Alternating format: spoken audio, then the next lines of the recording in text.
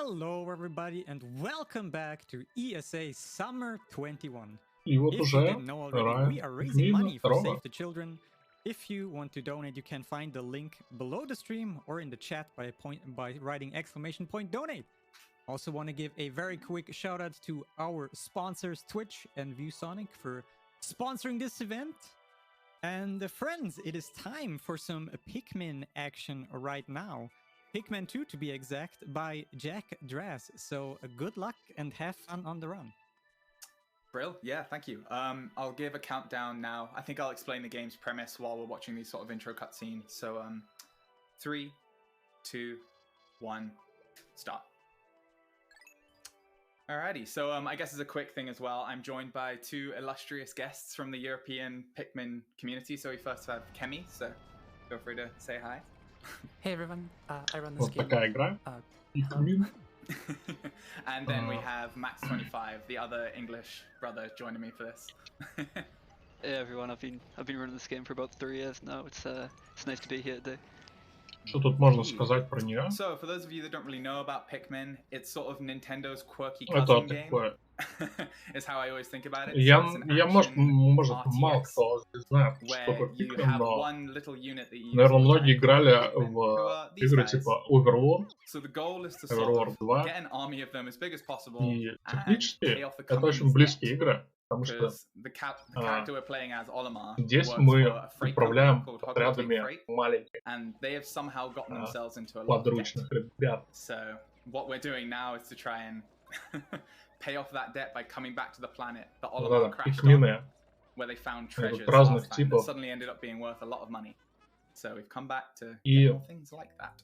мы тут So прилетаем, anyway, the first короче, trick that на we started планету, there, as you could probably и guess, нам that didn't надо look very normal, right? Why do you walk up to a выплатить wall and долги. throw a Вот это Pikmin into основная it? цель этого That's called рада. Day 1 Extinction. You throw a Pikmin outside of the boundary of the game and you run it off the level and kill him. So what it does is it forces the game to end the day early. And that means that you skip, I think, about 6.5 minutes of tutorial. Of course, in that tutorial, you grow more Pikmin. So you have to sort of grow those Pikmin still, which we're going to do here. But yeah, in one of the other categories, we would do that. But here, not the case. So as you can see, our first Pikmin is now this person who's in the ground, as opposed to those 5 that were harassing that enemy called a Bulborb over there. Вот. Короче, мы, да, So we start космонавты, from 1, work our way up to которые a вот much bigger используют number. пикменов. Okay. Вот. So Можно these собирать pellets are how вот we're gonna всякие grow that. штуки, This is чтобы what увеличить. this cutscene explains. Thankfully, the game, Тут for обучающая the most катсцена. part, you can skip the cutscenes, but there are a small handful that you sort of have to painfully watch. Such as this one. So if you can read the И text, когда you'll мы get a sense of what's going on. вот собираем Good luck doing всякие that, такие штуки, у нас увеличивается количество. Ну, то есть у нас, короче, из нашей луковицы So, but it's not вылетают just новые those пикмены. pellets that can be food. Чем for больше, Pikmin. тем лучше. So, this enemy over here, we are luring him back to the onion which you've just seen Вот create тут food. враг, Following. который жрет пикменов. Мы его приманиваем, чтобы побить его и затащить в наши луковицы. И это даст нам еще больше пикменов. Okay.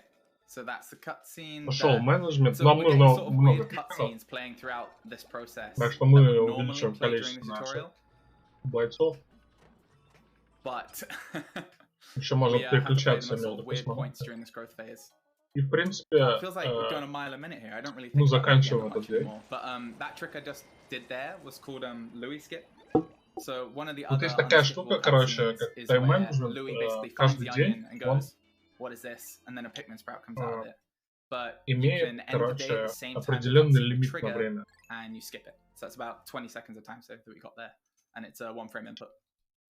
То есть вот там Different вверху runners есть have даже different часы, там feelings on it, but I солнышко think ходит. everyone И here today когда does Louis skip. I'm not really sure. время заканчивается, Yeah, I definitely go for it. заканчивается день. Yeah, I definitely go for it now too. Yeah, but it is one of those things where in sort of PB attempts, if you miss it, you're pretty much dead. Because For sure, yeah.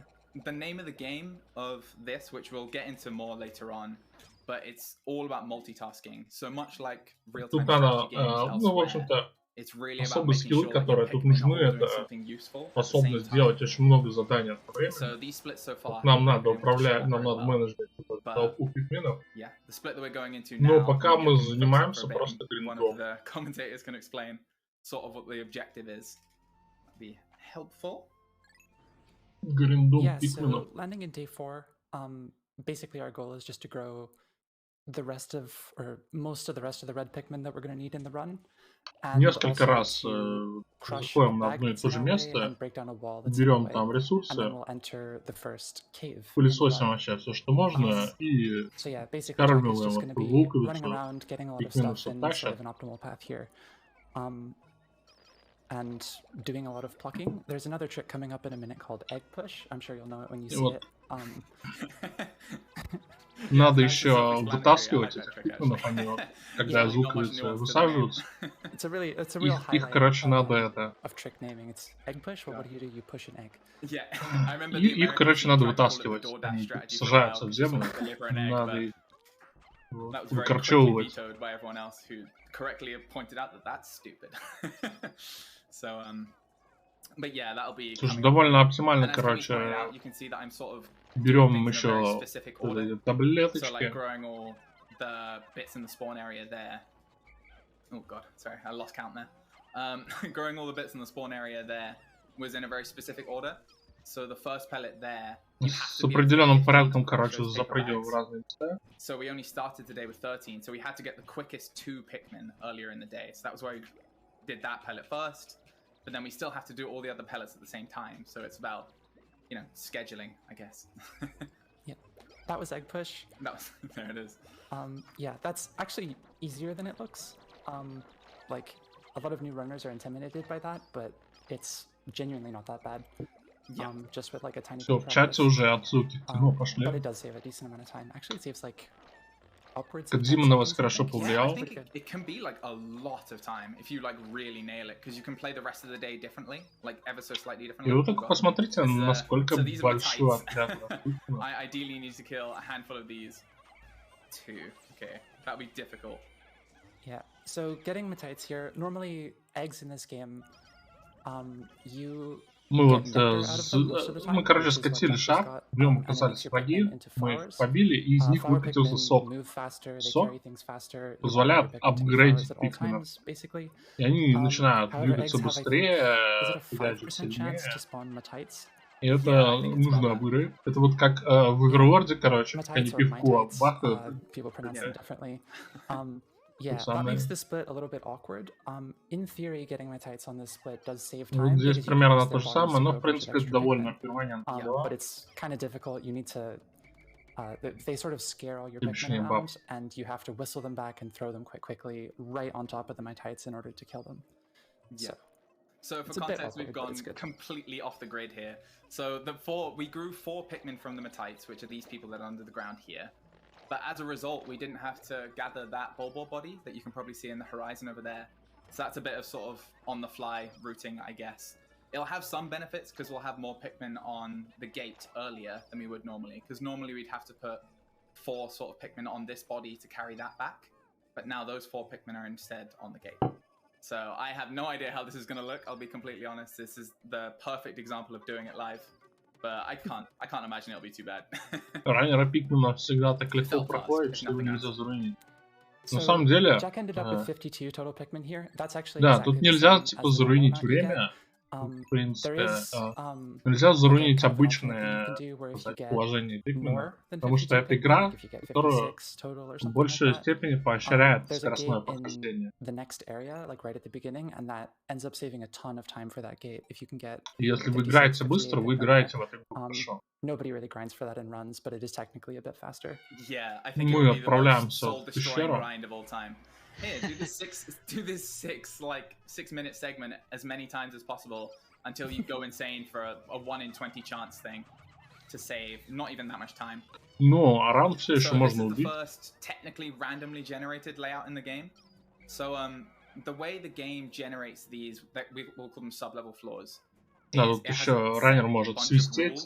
So basically it has a bunch of rooms that it'll put and a bunch of corridors that will connect the rooms in a certain order. So we'll spare you the details because even I don't know, and I'm supposedly the one working for this game fully how the generation algorithm works. But essentially know that Pikmin это как покемон? Нет, это как Overworld. Короче, вы все же играли в Overworld. Вот это то же самое. Ходишь с припастями и управляешь ими, там, предметы всякие собираешь, врагов бьешь. Ну, Pikmin даже раньше появились, как своего рода Overworld, это клон Pikmin. Да, пруд все себе в сарае. But really, like in these early caves, they basically generate not strictly always the same. Like the enemy placements are going to be different every time. But this sublevel, for example, has exactly this layout every time. These purple flowers are always going to be here. Speaking of which, we get our second type of Pikmin now. Я в детстве очень много играл в Overworld, когда я открыл для себя Pikmin, и я был приятно удивлен. Я ожидал, что есть похожие игры. Недавно купил переиздание Pikmin на Switch, просто наслаждаюсь. Мы тут, кстати, апельсин отнесли, и это принесло нам денег. Да. Мы тут зарабатываем деньги, потому что у нас долги. Если мы, короче, не выплатим долги, мы проиграли. And these are the purple Pikmin. I'm sure if anyone who's played this game will remember them very fondly. Their base character trait is they're very slow, but they are very, very strong. We always joke about the fact that purple Pikmin are literally so broken the game doesn't even know how to handle them sometimes. And I'm sure we'll have a good few examples of that sort of later on. But you can see here, they're designed to like squish these Bulbobs here in a much more efficient fashion than like red Pikmin are. So they sort of home in and then just crush them. Yeah, so in total, purple Pikmin, красные пикмины очень сильные. Units, where normal Pikmin weigh 1. They carry 10 units, where normal Pikmin carry 1. Фиолетовые, конечно, they довольно have that sort of homing кривые attack when you throw them, as opposed to a normal arc, which makes them really, really good for killing small Bulborbs. That homing attack also has a chance to stun most enemies, so especially on some of the bigger Bulborbs we'll see, you can kill them basically hands-free. Like if you throw 3 purples and then one of them happens to stun, you can sort of just walk away and the Bulborb will die from the 3 purples. Yeah, I think the stun mechanic is probably one of the most broken parts about the Pikmin, to be honest. Because the stun, like, you'll see it later on, it lasts for a very long time. Используем гейзер, чтобы переместиться на выход пещеры. Встаем под горячую струю. Saving, it's like not a huge deal for, obviously we're in a marathon, so we have to acknowledge the reality of that. But normally wouldn't save, because I think each save is about 1 second, 2 seconds in screens like that, or just a little bit of time loss elsewhere. For simplification's sake, I guess. Yeah, normally in PB attempts you wouldn't use a mem card. It loses a significant amount of time. Yeah, so this is probably the only save I won't do, because there's not really much point.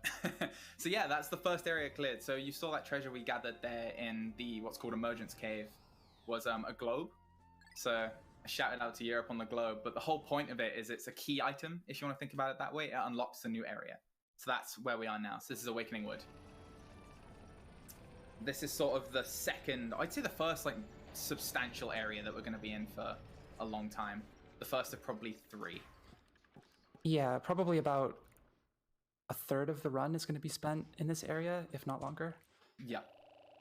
So the purpose of this segment that we're going through here, again, is sort of similar to when we were entering the Emergence Cave earlier. It's about growing Pikmin, but also this gate here, it sort of blocks off all progress in terms of getting to those caves.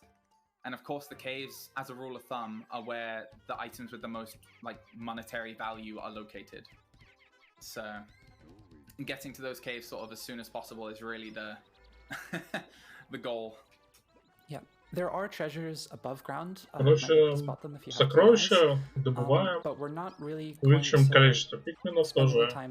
Собираем вот эти таблеточки. Throughout the run, we'll get above ground treasures when we have to wait on Бьем врагов, тоже добываем. If there's like, for example, there's going to be a split later in the same area where we have to carry another one of those key treasures to another area.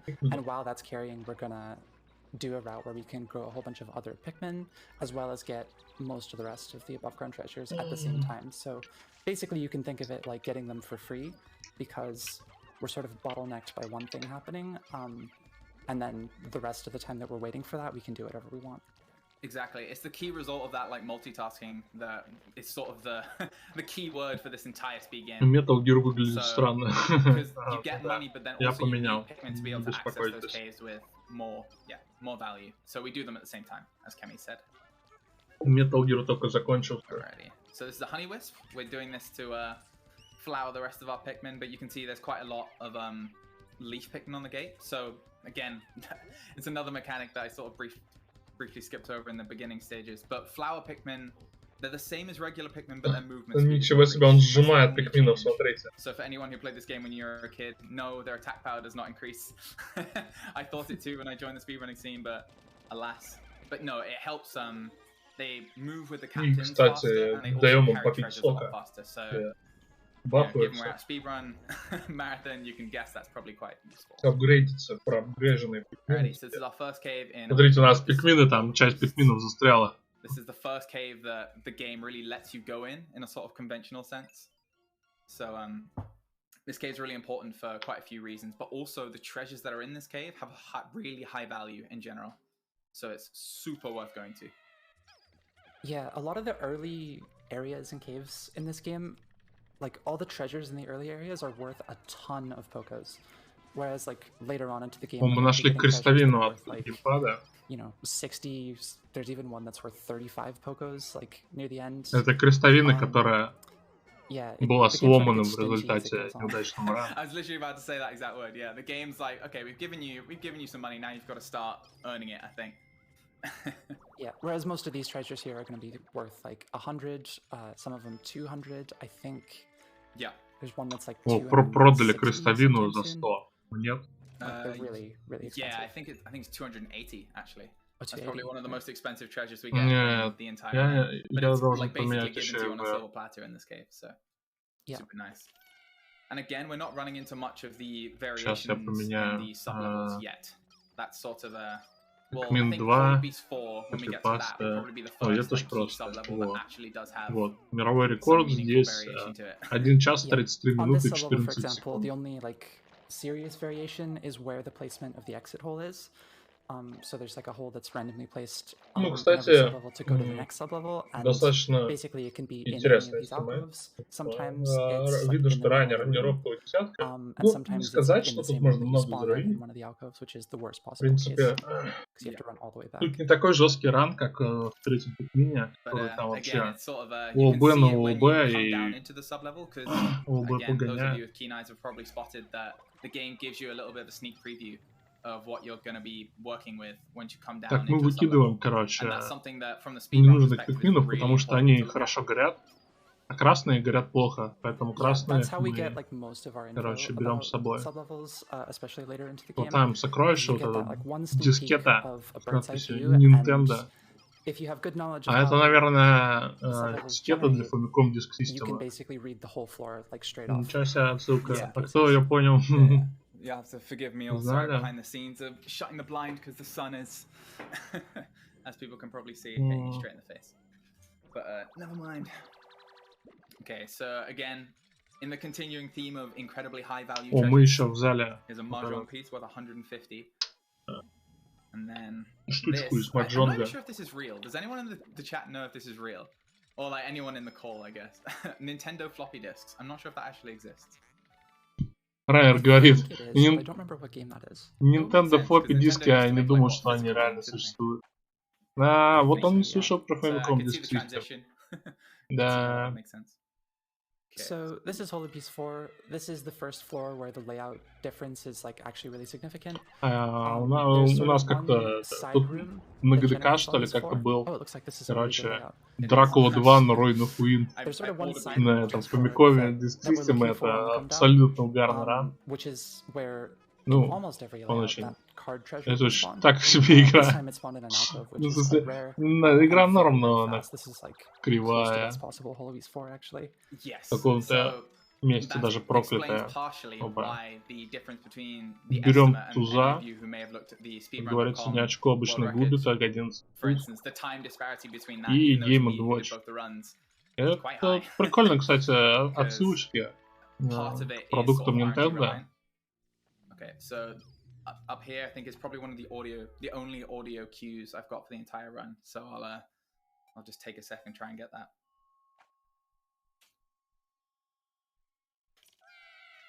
Ooh, this might be tight, but we'll see. Okay, maybe. Опа. So this is Empress Ball Blacks. У нас тут босс-файт. And there goes Empress Ball Blacks. So basically, if you огромный такой червяк, into her, the sort of correct timing, мы у него жопу взрываем. Sort of stun animation instead Простите of за крепкое словцо. what you would normally do. So it's sort of, it looks like very fast and sort of random there, but I think Cap, who's another very notable runner in this game, found out that if you just run И ждем, straight пока at him Pikmin as fast as the game gives you control of your whistle, заберут then сокровища. it sort of lines up with that timing.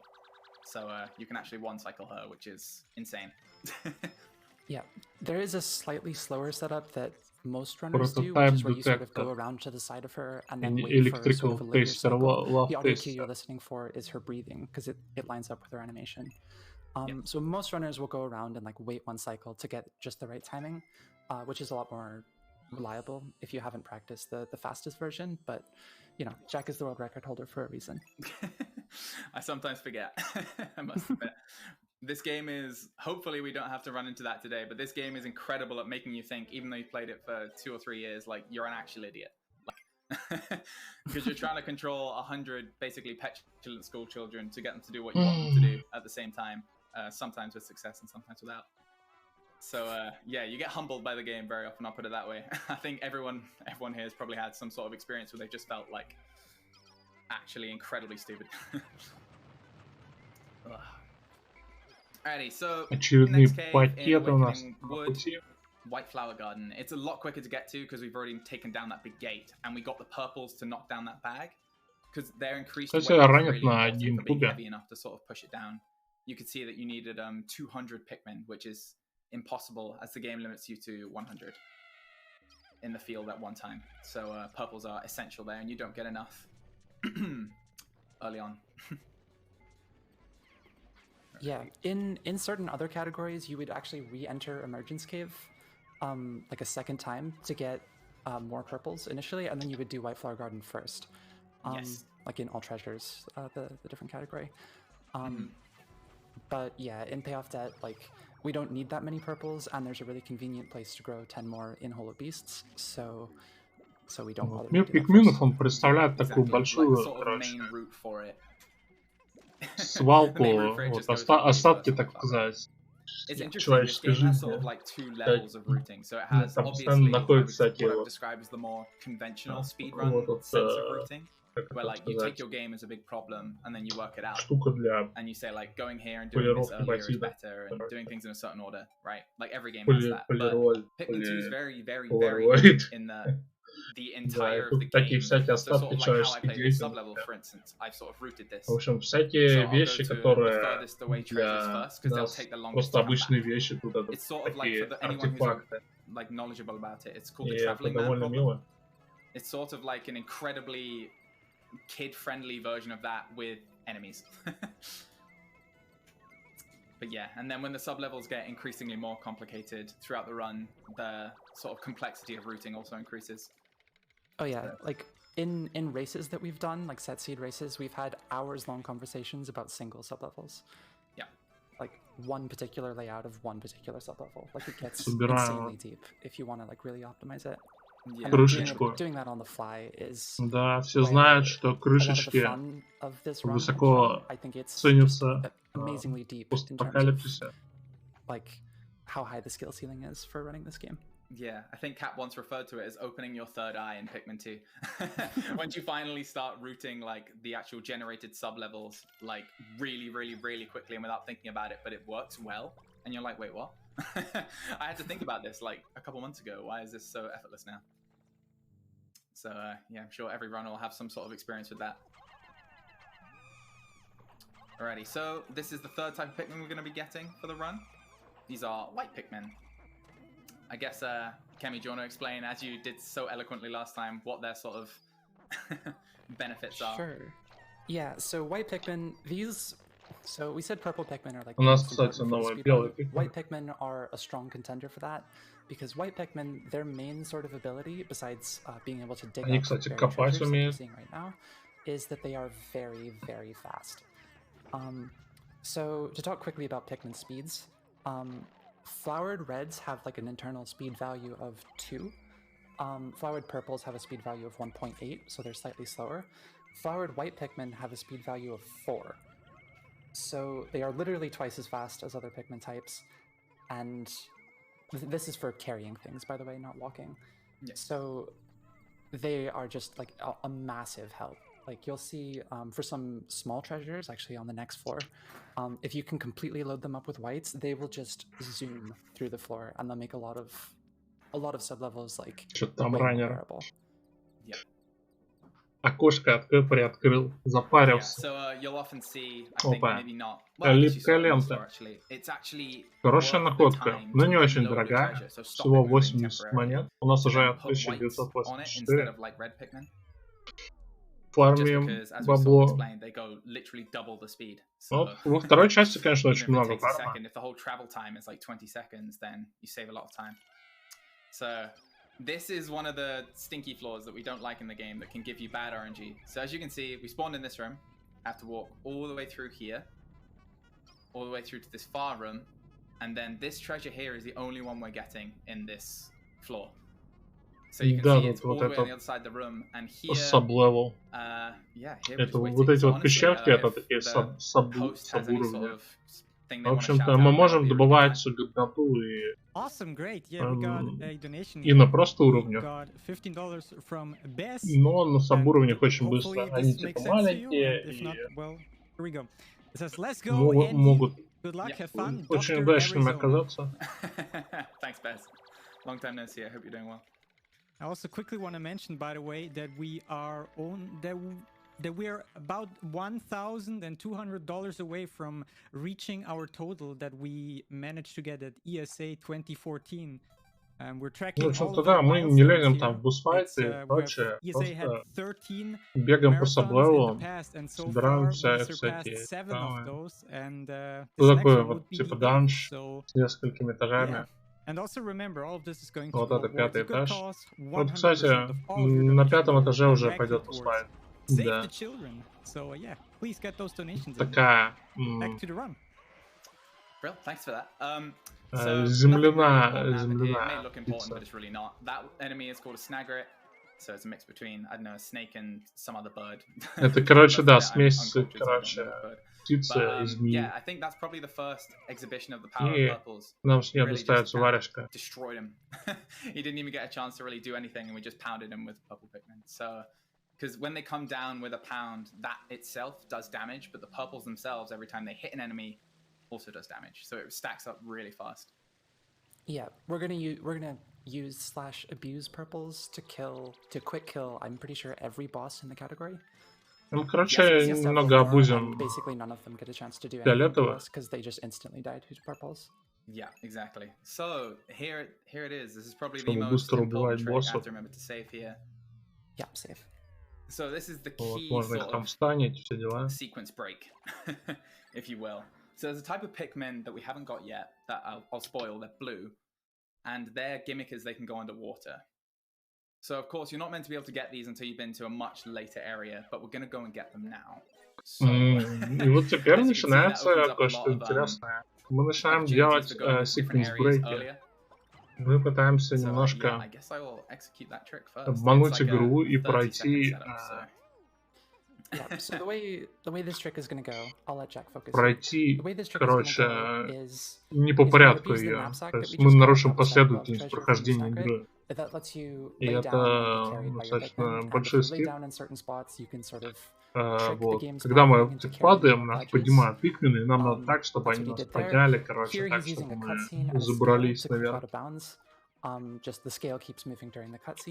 И после этого мы используем вот эти блоки, чтобы выйти в ОБ. И тут очень маленький угол для ОБ.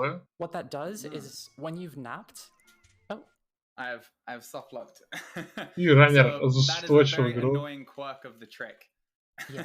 where ему приходится ресетать. The captain becomes a treasure outside of the boundary, but then sometimes he's sort of in this weird in-between state. I'll try and explain it that way, where it will just kill the captain because the game's sort of coded to kill the treasure, I guess, and then spawn it back in, which is why I ended up in the Blue Onion area. But if it kills the captain, then it actually just kills the captain and you can't use him and it soft locks. So that's why we are here. So what's meant to happen is that you sort of use the knapsack, the game considers you a treasure, and then you hit like a failsafe out of bounds, where if a treasure falls off, it will teleport it to like a nearby location within bounds. And normally it's supposed to teleport you to the Blue Onion like you saw, but then you're supposed to be able to get up. But if you sort of if your captain, like the player captain, not the treasure captain, sort of hits a kill plane that's sort of at the same height with inconvenient timing, then you soft lock like that. Опять же, ну, короче, в прошлый раз неправильно тайминг вышли. Yeah, so it's one of those ones that in regular runs would be sort of obviously run killing because this is like probably a minute of time. But there you go. So that's how it's meant to look. Now I've got my little red light. I'm back in the Onion area. Отлично, он получил. The communities он сделал это, он сделал скип. Он получил синих пикминов. Отлично, отлично. For now, as the game intended, I soft lock and I'm back. But it's fine. So now we have blue Pikmin, which is honestly incredible. So now we can go back to the starting area, which you couldn't see from my time there, but has a lot of it cordoned off by water. So of course we can then grow some blues and use them to really mix up the timings of things. Which has a bunch of benefits, honestly. You get a lot of the money earlier, you get a really high amount of Pikmin. Короче, у нас все хорошо, у нас есть пикмины, у нас деньги. Можно тут пособирать ништяков. So I'll leave it at that. But we estimate it takes probably about 6 minutes. So that's sort of what you need to know. So here, as you can see, normally we'd have to destroy that gate, but we sort of... Ну, говорят, еще нам осталось 60. Yeah. If you're curious, by the way, whether you could go like up on top of the out of bounds collision and walk in, you actually cannot. There are invisible walls above the level all around that place. So you can actually get up onto those walls out of bounds there, but you couldn't just walk into the Blue Onion area because of the invisible walls. Yeah. So credit to the game devs. They actually knew that it would be sort of in our interest to get to the Blue Onion area early. But they couldn't stop us. Olimar is the greatest bank heist operator of all time. We have done it. All it took was literally passing through the floor somehow. All right, so Snagger Hall. This is the most RNG variant cave in the game. So there'll be...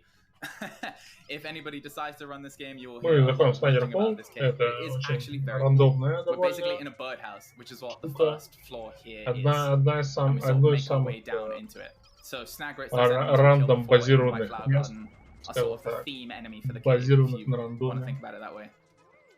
So we'll be seeing очень четко, кстати, раннер хватает.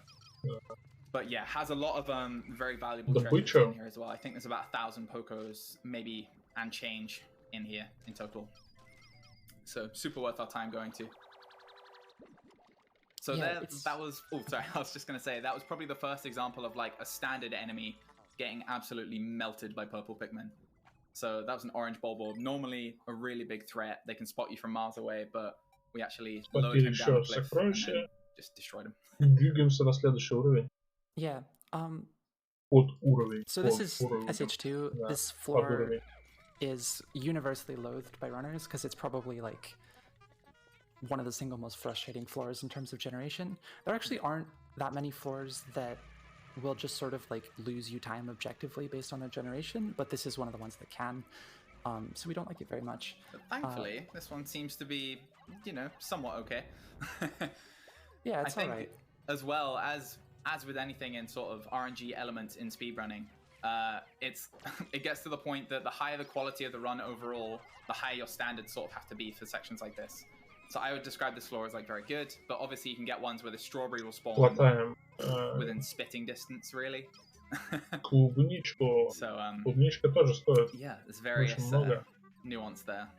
So I'm going back to the spawn area now, and this is to grow more white Pikmin. И, короче, он вернет сейчас на реал, чтобы сделать больше белых пикминов. То есть жесткая старта пикмина, они, короче, легко, очень легко пробуют. Кроме синих. Но Райнер просто их освистывает, и они, короче, все переплывают. But because whites have so much carry speed, even if we do lose some time, as you'll see here, перемещаются между командирами, как сказать. Combustion berry, I tried. There's lots of strawberries. So even though we were spending time here plucking and not going down further into the cave to get to more of those high value treasures that we're talking about, the white Pikmin's increased carry speed just makes every single treasure you collect for the rest of the entire run like way quicker. Oh, Jack, we didn't talk about bug bodies at all. Ooh, very, very, very good point. Yes, Kemi, please debrief the people. So I think we forgot this last time too. So you may have noticed that in caves we're sort of carrying the bodies of creatures we've killed back to the ship as well as treasures. Above ground, when you do that, you grow more Pikmin with them because you bring them to the onion. Like the head of that snag right there is a bug body. In caves, however, because you have no onion, you just bring them to the ship, and they're worth like a small amount of Pokos each. So most treasures are worth on the order of 100-ish, whereas most bug bodies are worth between 2 and 10 Pokos. So it doesn't sound like a lot, but by the end of the run, we're aiming to get like, what is it, like 250 Pokos worth of bug bodies? Yeah, somewhere between 250 and 280, I think is the number that's in my head. So it seems like each individual bug body you get won't be a huge deal, but like across the course of the run, they're absolutely pivotal, and it's something that we'll be thinking about a lot. Yeah, like you have to kill a lot of enemies just as sort of a natural course of running through the sublevels, and so if you can just like put one purple Pikmin on them when you kill them, get their bodies carrying back, it really adds up over the course of the run, and ideally you can get those bodies without losing any time. So that's just like a couple hundred Pokos worth of treasures that we don't have to worry about. Don't have to worry about getting treasures for at least. Yeah, exactly, because getting all the treasures takes time, right? So the whole purpose is that we're trying to get really high value items as quickly as possible. Правильно говоришь, что мы стараемся таскать наиболее дорогие предметы, наиболее дорогие сокровища. У него есть свои приоритеты в этом плане, и он старается их таскать.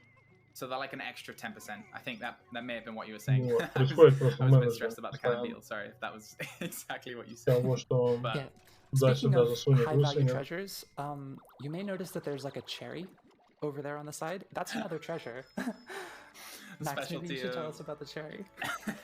Yeah, so the cherry is only worth 20 Pokos. However, if it can be collected faster, the only time you would ever collect this cherry is if it loses 0 time to collect the cherry. Mm-hmm. And apparently I'm known for collecting cherry a lot, more than others. Yeah, different runners have very different styles of things they like collecting. So the reason that cherry, like we say it has to take no time to actually grab it, is because it's only worth 20, which I think was said before, but the cutscenes themselves are actually time that you're spending. So like every time you get a treasure, it sort of plays this little jingle and does a cutscene and gives you its very funny, quirky name.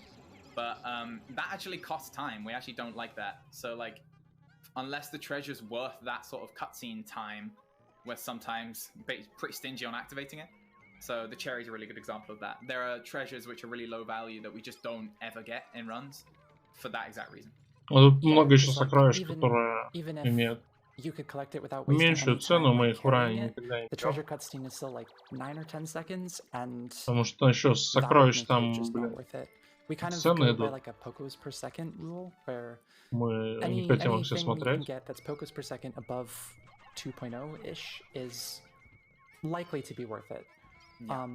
And so, like, you know, if we're talking 10 seconds for a treasure cutscene, assuming no time lost carrying something, then anything that's worth 20 Pokos or less is sort of a fringe.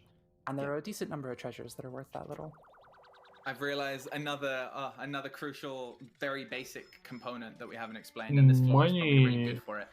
So, you see that thing in the bottom right of the screen? You'll see it when I'm on to the next floor. Мы уже 3000 набрали. It will ping up a lot Там сколько, higher, 10 so you can see the тысяч treasure надо. gauge will start like freaking out and beeping and Также эти making all sorts of fun сокровища sounds. And that's dependent Так on how много close I am стоит. to one of the treasures that we're looking for. Да, много гринда. So you can see it here, it's actually being blocked off by Но это an enemy called компенсируется Antenna механикой Beetle игры. who's somewhere on the floor. But, Приятно. so in general, I'm using a mix of that treasure gauge in the bottom right and sort of my knowledge of floors to figure out. Очень хитро оставляется пикменов, но они все равно, как бы, когда мы в дырку прыгаем, они с нами все равно перемещаются. The treasure gauge is extremely important for some of the later sublevels. И where there's бьем buried босса. treasures all over the Опять place, же, you obviously can't see them, so вот you need это the gauge to одноногая птица у нас. Yeah. Exactly. Nice quick kill. So that was Pileated Snagret, boss of this hole, and it's dead before you can blink. Again, thanks to purples doing their little shaky, stunny animation and a ton of damage. Yeah, purples do not mess around. They take no prisoners. They don't negotiate. Фиолетовые у них очень хорошая хорошая анимация и большой дамаг. Это они стагеры раздают. Мы четко раскидываем. Опа, нам тут кусочек робота дали. Bug bodies, so Pileated Snagret, also the body of Empress Bullblacks from before. A lot of those bodies are actually worth like quite a decent amount. So like we did just say like some treasures are worth less than 20 Pokos. Just that bug body that we just got is worth 15. So and it also plays no cutscene when you get it, so it's really, really worth it. It's cherry plus. Much to Max's. И 30% долга набрали. So this is the first like really serious above ground segment in the run. A lot of the above ground segments, actually all the above ground segments except the early ones, are like really tightly rooted. You want to be doing a lot of things at once, and that's we've basically rooted them. Забавно, он, короче, кидает пикменов, а потом сразу их призывает к себе, чтобы они купили и продолжали бежать. Это, короче, способ их быстро, так сказать. Вот, видите, когда мы бежим, они типа позади нас. А так мы их кидаем вперед и притом и призываем, и они типа впереди нас получаются. Как быстрее. And as well, at the same time, we're going to be growing. И мы просто кидаем пикмен. Мы просто хватаем их и кидаем. Мы их не посылаем там. Ничего, мы просто кидаем куда нам надо. Это вот способ взаимодействия в этой игре. Great, yeah. In the meantime, we got a few donations here for you. Видите, какими пикменами мы подбираем вот эти всякую жратву для пикменов. Такие пикмины, короче, у нас и рождаться. $100 by new to this 11 saying, fellow Brit here, Jack's Pikmin streams combined with copious amounts of KFC helped me survive lockdown. Thanks for the donation, man. Good to hear from you. And we also finally got $12 here from, and I hope I'm pronouncing this correctly, it's you Caesar? Так, вот там сокровище еще одно. И мы пока выкорчевываем, короче, пикменов. У нас очень много новых голубых пикменов. У нас уже 100 пикменов.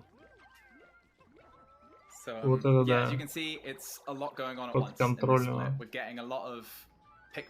Да, это много.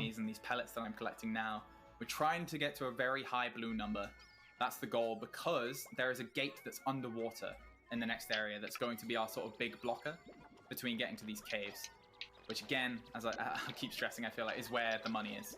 Trying to get to caves as fast as possible whilst also growing Pikmin.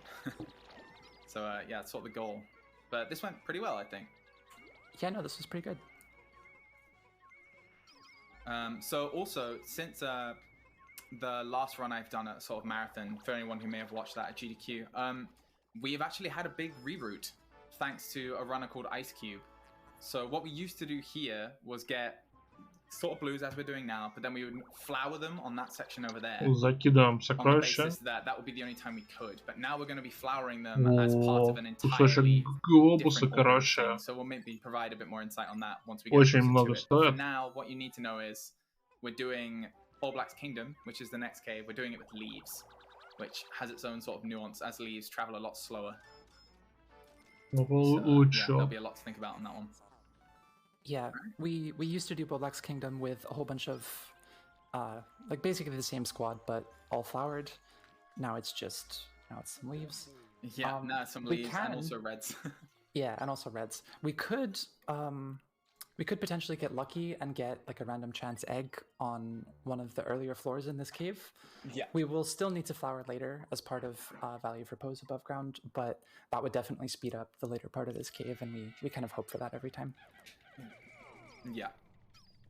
Exactly. So again, we're doing this luring strategy here, because even with white Pikmin loaded on treasures, orange Bulborbs, their run speed is essentially higher. No, оранжевая очень опасная. So we'll need to collect them because they're worth 7 towards that 250 Poco total that we were talking about before. So having the Bulborb run to you, it's as fast as the treasure would have been carried anyway, but they also deliver their body right to the ship, which is quite morbid now I think about it, but but you know, it's the name of the game. Cool. Alrighty. But yeah, so this cave, I think the main theme of it, again, as we had the Snagrit cave in Awakening Wood, this one, it's really about Bulborbs in sort of big sizes, little sizes. The red Bulborb, their sort of gimmick is that they notice you a lot earlier. So it means that you really have to set up your throws with purples to make sure that they don't get a sort of sneak attack on you, basically. Is how I would summarize it. Yeah, and throwing the purples like that it's not hard, but you can definitely sort of wind up in bad positions. Надо аккуратно, короче, на врагов фиолетовых. Your Pikmin are, either you don't get a stun, видите, кинули одного, и он просто станет у всех врагов, и мы дальше пробегаем спокойно. Or, you know, И главное, it shakes them что off, самое крутое, раннер can take a bite out входит of в them. цикл, And так that что is really unfortunate. Pikmin We try not to lose доставляет, Pikmin, of course, because they're сначала cute and they're доставляет, lovely and короче, friends, груз, but а also потом он забегает. because we don't have that many opportunities to grow Pikmin. Growing Pikmin is slow, and any Pikmin that you lose are just like dead for the rest of the run. There's usually no way to recover them without losing a bunch of time. Yeah, it's sort of the art of getting to what I would describe as like a mid-level of competency at the speedrun. It's like doing things correctly, but also trying not to lose too many Pikmin ever or have any disasters. So of course we need to be fast, but hey, if we lose Pikmin as a result of a mistake, we can't go fast for the rest of the run, because you just need a lot of Pikmin to be able to carry out tasks. Yeah, especially purples and whites. This sort of becomes less important later into the run, because, you know, like when you're in the last cave, like who cares? You lose one Pikmin, it's like, it doesn't matter. If it gains you 5 seconds, then that's a net win. But this early, we are being very careful. Yeah, because we still have a lot of game to go. Oh, I think I misread the radar. It's unfortunate. Oh, yeah. I did. I think it's next to that electric. Yeah, so this floor is kind of hard to read. We mentioned earlier, like near the beginning of the run, that you can kind of like sort of read the RNG for a lot of sublevels. There are some situations where you just can't, however, and treasures inside of enemies is one of those instances. So just based on how the game generates levels, the system we use to sort of predict how it's going to generate things, we call that score, and score doesn't really care about where it places enemies. Yeah. And for enemies that have treasures in them, it's just completely random, so we rely completely on the gauge. Exactly. So it's the only time where your knowledge only helps, because you know where the enemies vaguely can spawn, but you're not sure about exactly which enemies you need to spawn. It can be sort of random. So for instance, when Kemi was talking about things that contribute to score, like it's just a bunch of little things, and there's a lot of nuance to it, but like the headline items are, the game wants you to go far away from the sort of spawn area. It wants you to go further into the floor, and also it gives higher score to places in general. Враги генерируются so the game tries to в рандомных местах и могут, короче, попасться довольно неудобно. Чем, собственно, могут немножко поддушить. Exactly, yeah. So like the big two for score are how far away is the location and how many enemies are there between you and there. By you, I mean the ship where you spawn in. And for each enemy and each like unit of distance that you go, the game will give it more score and make it more likely to put treasures there. Like here, for example, Но чем дальше мы двигаем, you тем, actually see лучше at least one treasure and the hole to the next floor like quite close to each other, and that's because it will also put the hole at the highest score location. Поэтому надеемся, что уже ближе к концу сокровища This floor was really good in terms of RNG, and it was also nice because I could see when I got a little preview of the floor, I could see where this skull was, so it helped me plan a lot. So when I landed on the floor, I saw the ball here as a result of this treasure gauge, and I knew that it had one of the treasures, and I saw the skull. So I just sort of made a game plan on that basis and executed it. So yeah, good floor overall. Apart from the little mistake on 4, this has actually been quite nice. То есть ран почти это сам близится к половине рана. Into the pod, because we're only going to be waiting like a couple seconds, and it's worth 7 pokos. So that's quite important overall. But then the little one behind it is only worth 2, so waiting another 2 seconds for that. I don't know, less clear. Let's put it that way. Yeah, you can if you really need it, but like sort of going back to pokos per second, for the big bulborb there, we waited about 3 seconds extra to get it in and got 7 pokos. So that's what 2.25 or something like that. Yeah. I don't know. I can't do math. Whereas the little bulborb would be like 1.0 pokos per second, which is All right, some serious time for a big boss coming up. Oh yeah, this is the hardest boss fight in the game. You start the fight off by throwing a ton of purples and then leaving immediately. Because the purples buffed all the damage and he died instantly. So yeah, very well programmed boss. That was Emperor Bulblax. Emphasis on the was. But yeah, so we're going to abuse the knapsack glitch here again to sort of path us up walls. And we'll get this last treasure here, which is one of the most expensive ones. And for Animal Crossing fans out there, you're vaguely familiar with what it is. Fun fact, this is actually not an Animal Crossing reference. No, this is a reference. To like, I don't know exactly the history of it, but this is like an item that, like a popular item in Japanese museums, I believe. Or it closely resembles it. I don't know if the собираем очередную часть, кстати, для очередную часть робота. To this item as well, but in this game, I'm pretty sure it's meant to be a reference to this real-life museum item. I was about to say, I think Animal Crossing would have only come out like what, a year or 2 before, because it was like 2004. This game came out, so I'm not sure what Animal Crossing did, but they shared the same console, so it would be remarkable if it was based on that. But yeah, it's cool. I actually didn't know that. Every day is a school day. But yeah, so this floor was worth 365 pokos between this treasure, the treasure inside Emperor Bulblax, and the bug body. So I think it takes about 2 minutes, which is 120 seconds, and then if you do the math on that, it's like almost 3 pokos per second. So, мы уже очень много, очень много монет тут нафармили, просто 1190 монет. We have as we leave this cave to determine our pace. Yeah. So we have 49.36, I believe. Sort of the ideal we want to have 34. Yeah. The ideal we want to have почти, да, почти половина. So we're on really good pace. Половина долго, короче, this is just keeping track of basically how many bug bodies we've gotten through the run. If you're like really low at this point, then that's sort of when you would want to consider getting like some of the smaller optional treasures later in the run to like bring you back onto pace. Yeah, like you never want to get those additionals because in time, like in addition to очень старые электронные музыки, as we spoke about before, you have to go and grab them, and there's not very many treasures that are like really efficient to grab at this point, sort of alongside ones you're getting, with like a couple of exceptions. So here, this is the start of the big new reroute.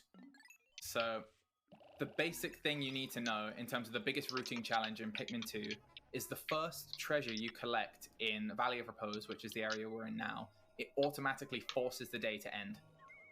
Which is not great because the sort of end of day fanfare is about 1.5 minutes, and you achieve nothing by doing it really. So you basically just have to spend 1.5 minutes resetting everything, getting all the Pikmin out again, and it's not good. So we try and like collect the first treasure in this area in a sort of efficient way. So here we're doing it while we flower the blues, which we didn't flower on the previous like split when we entered Bulblax Kingdom. We saved time by not flowering them here. Whereas, like, if we're doing it here, it's relatively efficient as a spend of time. Желтая жижа. Yeah. So that's sort of the thinking. As you can see, it's sort of this time is the only dead time. The reason the day is forced to end, by the way, is because you're meant to get your first treasure in this area during the tutorial. 280. So Ничего себе. The game sort of checks, like, oh, is this your first treasure in the area? Well, you must be in the tutorial. Time to teach you about the day ending and having in the map screen, which you've clearly never seen before. let's force the day to end just to sort of instruct you.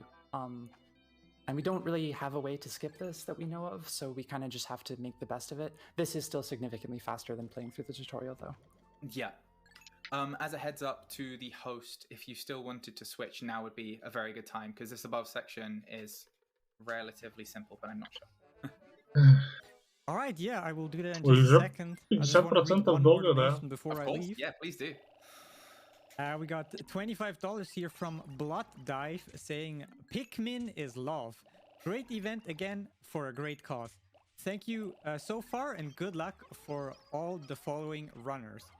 And something special about this donation, there's a little German part at the end, referencing the German restream, and I just want to give a quick shout out to all of our restreams. If you want to know more about our restream, I think we have a chat command. I think it's !restreams. I think we're restreaming in 5 different languages. So a huge shout out to all of the restreams here, as somebody who has done a little bit of German restreaming in the past. So they're doing great work, and they deserve a quick shout out. But yes, this is the end of my hosting shift. I will be handing over the mic to my buddy Paulister, who you all know as the guy who's telling you to buy like ESA t-shirts in every intermission. So yeah, he's going to do a great work, and yeah, thanks for having me, ESA. Yeah, thanks so much for joining me as well for the run. Yeah, and Jack, good luck for the rest of the run. Thank you. Yeah, please enjoy, everybody. See you like next time. Cool. So this above ground route is the new route, as Jack mentioned. This was routed in, I think it was March of this year. Yeah. Yeah. So relatively new. We estimate that the new route in total saves about 45 seconds of the old route. This Valley of Repose above ground is like the significant. Да, как водяная секция по воде может передвигаться. The significant portion of what changed.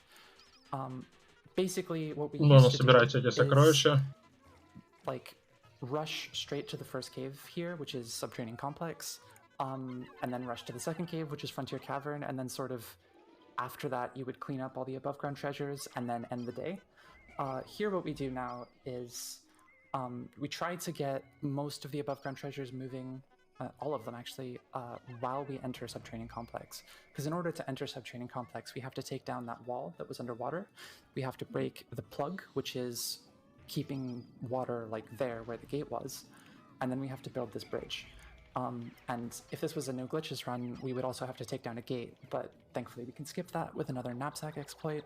Indeed. But yeah, we still have just a ton of things that we need to do, and it's pretty efficient to just get all the treasures moving while we do that. So the one execution test for this route is if you do everything correctly. So those throws that I did earlier, I had to. Ну, кстати, не очень дорогие сокровища пошли. You won't get interrupted here. Но их invisible when you're watching the game from у меня бутылка под ногами, окей. But the game has this mechanic called lockout, where ну их быстро добыть. Ну, конечно, смотрим катсцены с ними. You can't input anything on your controller apart from movement. Not sure why, but. Они не пропускаемые, но вот так вот.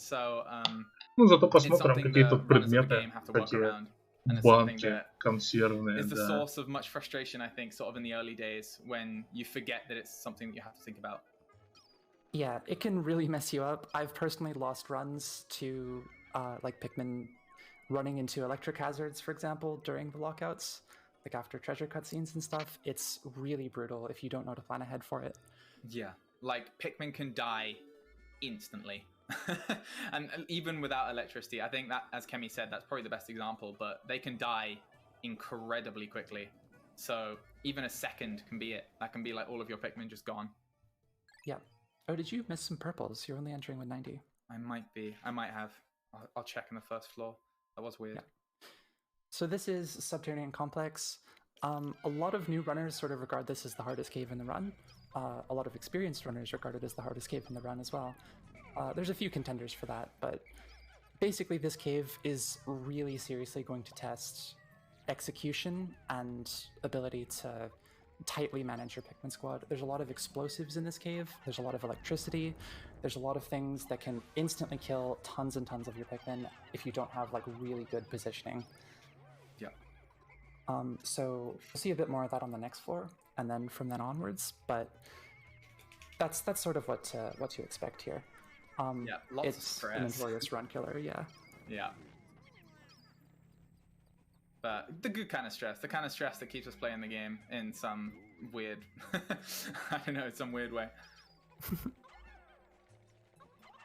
So here I'm just sort of clearing the path. Oop. So yeah, the reason that I played this floor sort of the way I did, there was that poison geyser there, and I knew that this Nouveau, or this treasure is called the Nouveau table, it would have to path back over it. So I had to sort of set a plan to make sure that poison hazard wouldn't interfere with things later on, just in case anyone saw why I threw that white Pikmin to the left for seemingly no reason. Yeah, this was kind of an unfortunate layout. A lot of the time, this floor can be laid out such that you can sort of instantly read it on the come down. For example, if this sort of stump room where the hole was like closer to spawn, like you could have seen it on the come down, and you could see the hole in it. Погнали по Сабвелу. Да, в Сабвелу, конечно, получше, но Сабвелу бывают проблемными. Всякие мухи, которые воруют наших пикменов.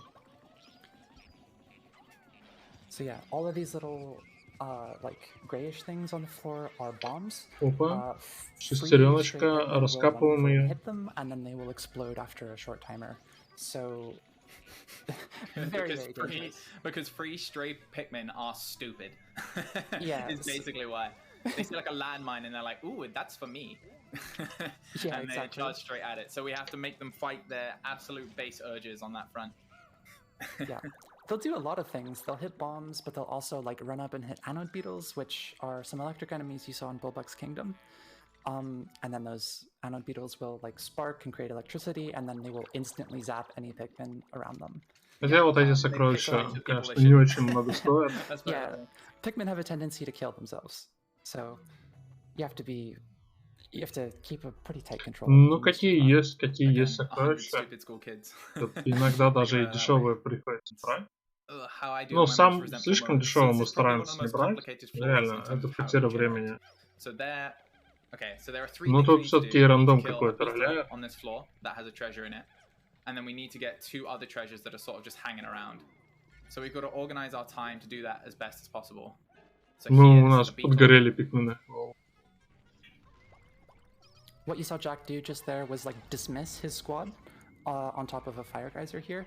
When you dismiss on a squad like that, or on a fire geyser, they'll all run over and hit the nearest thing once before they can sort of jump into it and get hit by the fire.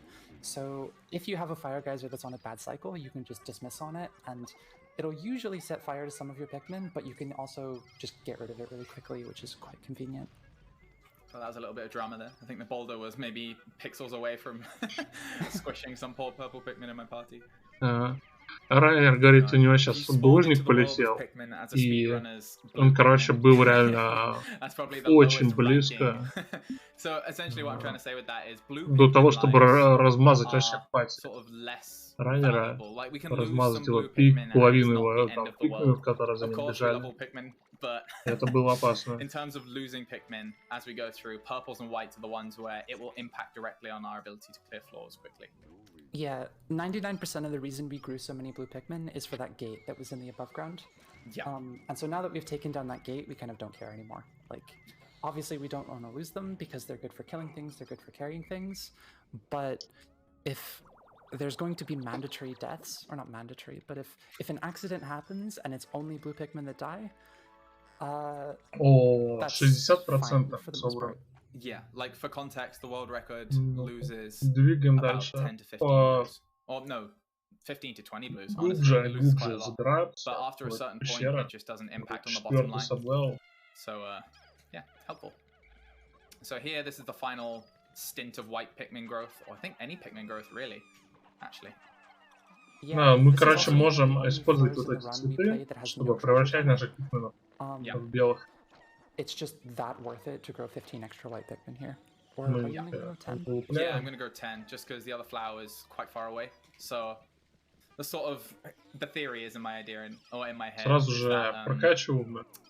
The time I will save from not having to grow those 5 all the way on the other side of the room won't, I don't know, it'll be more time saved than those 5 Pikmin would speed up the rest of the treasures. Because we still have 30 white Pikmin.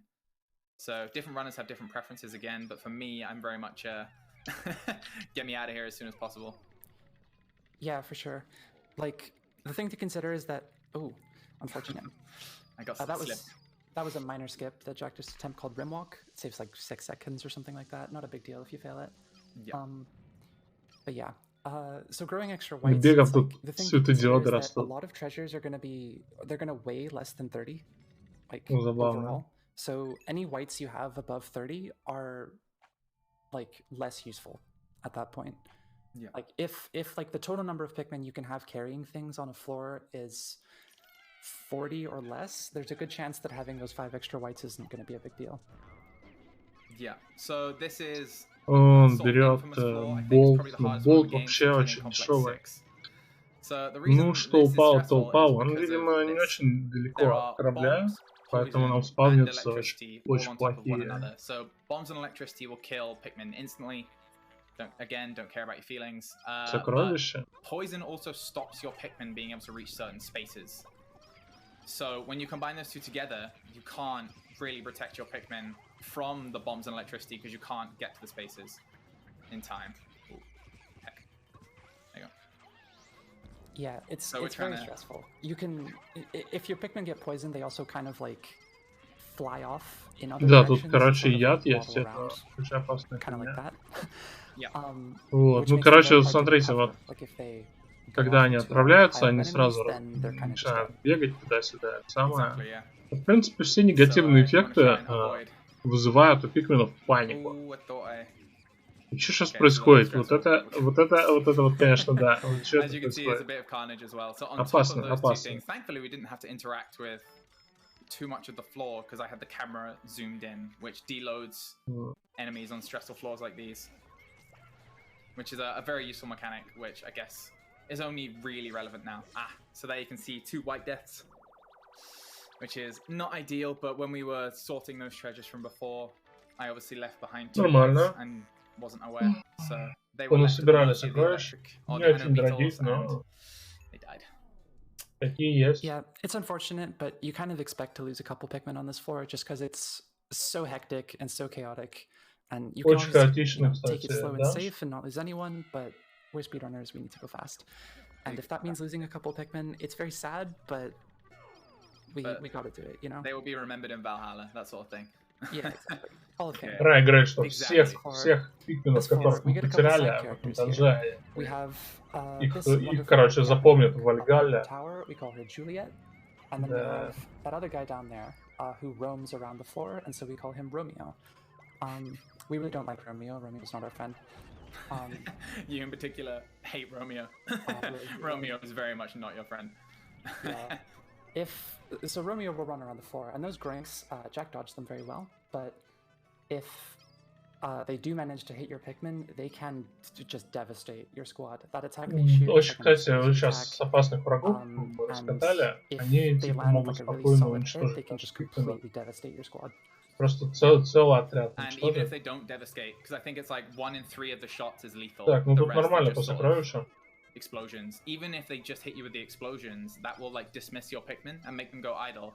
And as we spoke about before, idle Pikmin often are dead Pikmin, so you have to sort of juggle both of those. Уверен, что Pikminов лучше не оставлять, они имеют склонность убиваться. There's tons of bombs on this floor. Your Pikmin get sprayed around, they become idle, they hit all of the bombs around you, and then you're sort of just between a rock and 400 bombs. Yeah, you have a chain reaction caused by a bunch of idiots that kills the idiots involved, basically.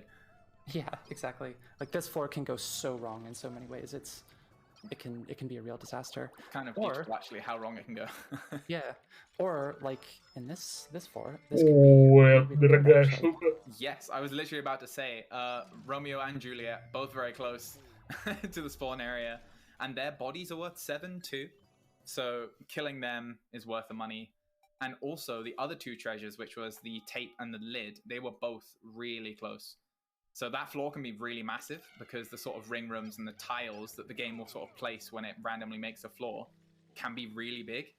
But all of those are like the smallest tiles the games can use for that floor. So yeah, really good. really good. That would be like world record quality RNG. There you go. If you want me to use a buzz phrase for it. Райан говорит, что рандом достойный мирового рекорда. The most expensive treasure in the run. It's worth 300. It's so underwhelming and unspectacular, but yes, it is. It's a very expensive. У нас 60%. Just setting up those purples, Kemi. Thank you for the point out on the way in. Oh yeah. Well, it's thirst activator. It's iconic. Вот так быстро он набрал 60%. Okay, is that enough? У меня даже какой-то стресс начинается, когда начинает попадаться дешевые сокровища. Вот. Многое очень легко досталось, и тут вот, если дальше так легко не будет, то я прям не могу, наверное, смотреть. Хочется прям все сразу, хочется видеть успех, деньги, стонкс. But if so, I think I'll just wait for the collection. Yeah, чтобы все было по красоте. It's usually better to wait for it here as opposed to like enter the cave and then get it when you finish the cave, because if you get it when you finish the cave, that means you have to like, you know, you have like a lockout when you land, and then you also have like you have to spend the time to like load your Pikmin back on it, which does take time. So right now it's moving, and it's better to let it just keep moving rather than try to stop it and start it again. Yeah, so I mean, well, we'll see how true that ends up being, but the number I normally try and put on it is 25, and I put about 18 on. So it was moving some proportion slower than I would have liked. 160 неплохо, это уже близко к 70%. Но прошло 10 минут. Which, с тех пор, как было там, по-моему, 60%. Или 50. Нужно сказать уже. Но типа, да, возможно, короче, остальные мани будут вырваны просто с мясом. Very advanced stuff. This is when the game starts testing you on like, okay, how well can you deal with some of these hard enemies throwing at you? VR час 33. Да. Ну, как раз еще минут 20, наверное. В лучшем случае, в принципе, но в принципе в Ultimate он вполне укладывается. Just due to my skill set, like most people find one of these two caves to be the hardest, really just down to your style. Every runner has a really distinct and different style, which I find really interesting and fun, especially when we do like set seed races each week. It's cool to see how other people will play the same exact floor and see like some very different ways that people can come up with. 70% взято. Like people definitely like share strategies as well, and like sometimes you can look at someone else's style and be like, even though that's not how I would play it or something similar, it's so much faster. I need to sort of change how I'm playing, and it's great. There's a lot of collaboration. I think we've sort of gotten better at the game together as a community, just in terms of how much we talk about sub levels and things like this, which is really cool. Yeah, for sure. Like when I started running this game, like, you know, obviously I was learning a lot from other runners, but like within a few months of starting, like I was already sort of contributing small ideas, but like little things that a lot of the top runners said they liked. Indeed. So yeah, it's just like little things of style. Like there's no like objective fastest way to play this game in most instances. It's really more of an art. Indeed. Yeah, I like that. It's a very generous description of my favorite game. But yeah. So this might be a bit stressful, but I figured that it's probably worth getting these two loaded before killing the enemies. As a rule of thumb, we like... How did he die? Sorry, did anyone see what killed him? Oh, I guess his own boulder probably killed him off screen. Oh, that's very weird. weird. Probably it, yeah. It's very weird. But yeah, as a general rule of thumb, killing enemies, the time you spend doing that is time that you're not getting to the treasure, loading it immediately, and doing everything related to that. So we'll try and avoid enemies as much as possible, even though most people who played it casually probably like, saw cannon beetles, went, cower, like run, like sort of, you know, make game plans for it, whereas we just zoom past because we're like, we need to get the treasures moving and then just try and prevent anyone from dying on the way back. Yeah. You could probably see that Jack is making good use of deloading the cannon beetles there as well. So if you keep them off screen, even if they're like right next to you, as long as they're off screen, they won't be able to attack you or move or shoot. Yeah, I think the only things that can load enemies are sort of the captains and their view. So that's as what Kemi's talking about there. Or there is Pikmin little body so that can load enemies. Первым делом ломаем it can be kind of электрические annoying, but ловушки. it's something you just have to think about. Okay, so but Ball Bear is an exception to this. This guy's called Giant Ball Bear. I will accept those deaths. That's fine. Оба у нас сожрали пятерых Pikmin. That's one white. Okay, so as you can see in that lockout, he closed the gap, so I couldn't make the purple stun him in that time. So that's a good example actually of like how lockout can be quite a pain. Да, неприятно As you can see, получилось. it's a busy floor. Скушали, ребят. Okay. So we need to find a buried treasure and a candle. So the buried treasure should be here. Надо найти Okay, so now we're ягодку looking for a candle. I think it's и over свечку. Yeah. This is one of the most complex floors in the run.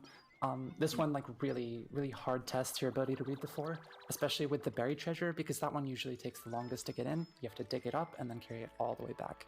Да, и So вот, if you can't like really quickly determine where that короче, buried treasure is, ягодку you're gonna have a очень hard долго time. откапывать This его floor's gonna be свечку. quite slow. Отлично, Jack он is нашел really good at свечку. figuring out where it is, of course. Okay, go. Ну-ка. But yeah, this can be just like a super rough floor, like especially if you get a Или это misread не where ягодка. you know, like it's Ну, я sort of a split послушал, что layout and он you go the Барри wrong way, сказал. and it's just like, ugh. Это Yeah, because что? if you go the wrong way, Ну, сейчас sort of on увидим, the merit of what I конечно. said before, all the time you spend walking to where you think this Свечка buried treasure сюда. might be. Of course, you can't see it from far away. Ну, All the time you свечка. spend walking to that Так. and not walking to where it actually is basically pure time loss. Да, 5 минут прошло, и So мы if you have a где-то really good sense for where things are, you're rewarded.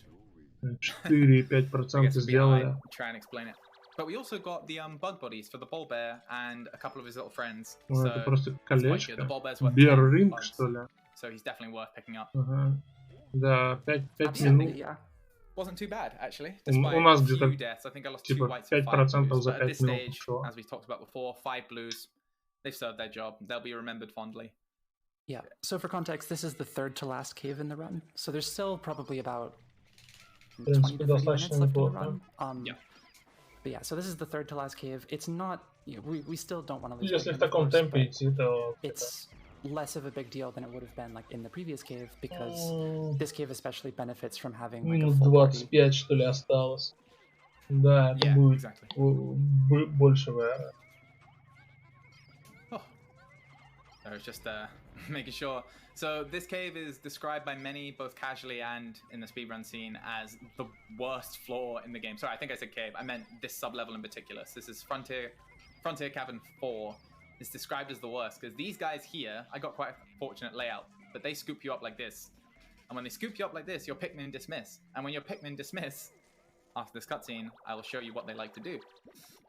I think we sort of alluded to it before, but this is a really good example of how cruel the game designers were. So they'll run over to these guys, have a little cuddle, and they'll kill all. Да, в принципе, не проблема So донести you can regularly see, I think there are a few сокровища. famous clips Проблема, что in надо the еще и community катсцены of после people just каждого like сокровища screaming because посмотреть. they realize they've lost like 50 И Pikmin in like a типа second. даже если мы одинаковые сокровища находим, то The всё really равно sadistic part about this floor is that you know they're dead like 5 seconds before it happens. Yeah. You're just sort of floating above them, being like, no, run away. Any other direction, please. И это не очень But неприятно, yeah, да? but we navigated it okay, and that was very good, very fortunate.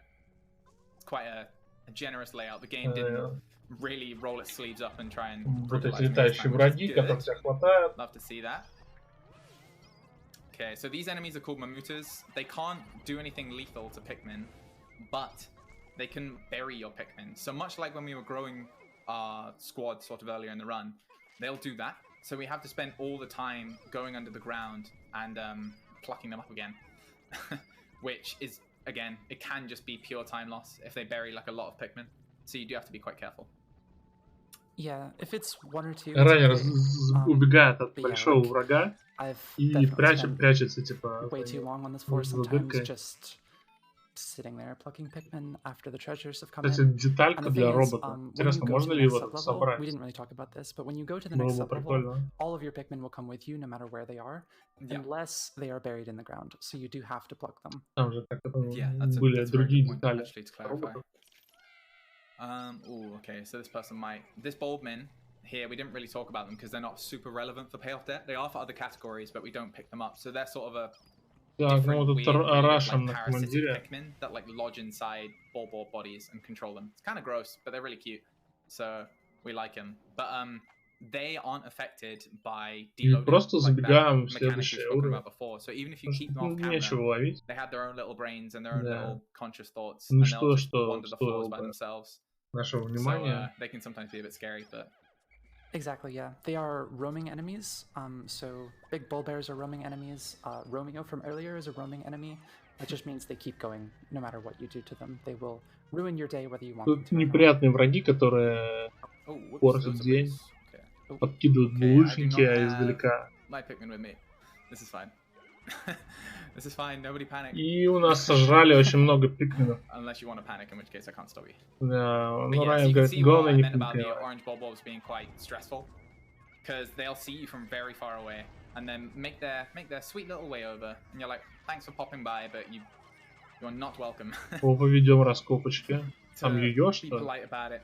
Okay, so Ничего now себе. I'm just going to try and mop up the rest of the bog bodies that I can get without having to spend time doing it, because I'm conscious that we're going to need quite a bit of money in the last bit of the game. I think at the moment it's looking like we're going to need about 22 Бубенчик. and that's just Собрали working out how much бубенчик. this treasure is, you know, Да, это реально ее, кстати. basically, and how much Ух, treasures there are left that I can actually get, like, collect in the game. So it's something between those two, and we have a figure that we're working to. Okay. Yeah. Out of this cave, we're aiming for, like, really ideally 8,100 Pokos. Yeah. It's very rare to actually be at that point unless you've got bonus treasures. Yeah. But if you're like 20 to 30 down from that, you can collect that many bug bodies to make up for it in the last two caves. And that's sort of like the expected, like where an average run is going to be. Exactly. That number basically means you're good to go. Don't even worry about bugs for the rest of the run. You're completely fine. Which, very comfortable, but probably not an efficient spend of time. Okay, so we lost 14 Pikmin overall. I'm fairly certain the majority of them were blues, because if a... As well, it's kind of a complicated mechanic, but I guess I'll explain it now. It's, if an enemy kind of like the ball bear, very big, bites into like a crowd of your Pikmin, it will just kill blues first. The game has like a sort of pecking order of, like, Pikmin that will get eaten by enemies if they occupy the same spot. В принципе, мы, наверное, минут 20 so if a bull bear bites into a crowd, what you need to know is he'll pick 5 blues first, if he can. Такая вот штука. So I suspect that's what happened on, I think it was Frontier Cabin 3. So yeah, again, blues disposable. Alright, final area, Perplexing Pool. And we're 80% of the way through. And I need to get 20 bugs. So they're the sort of headline items that I'm thinking about at this point. Yeah, so in this first cave in this area, there is a backup treasure on the first cave. It's called Love Nugget. It's a tomato. Love Nugget. Летим на следующую локацию. 40 Pokos, and if you're really down on bug bodies, that's the best thing to get, usually. Just to, like, bring yourself back up to pace, because you really want to pay off the debt after the last cave. If you have to go and get like a backup treasure above ground, that's really slow. Way slower than getting Love Nugget. As a side thought as well, now might be a good time if there are any sort of donations that need to be read. I think I've got a good minute. Со смешными цветочками на головах. Да, это значит, что все пикмены прокачаны. Мы сразу же идем в первый же данж. Ну, тем близко это быстро. Конечно, мы не то чтобы много с него получаем, но он хотя бы близко. But thank you both for your donations, my friends. I should probably mention at this point that with those В принципе, игра хорошо donations, зараучена.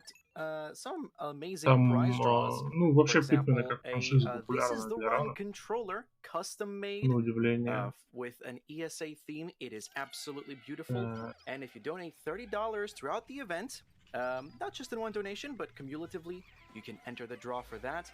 There's also 2 ViewSonic Elite monitors, one at $25 minimum donation, one at $35. So you can get those donations in for that.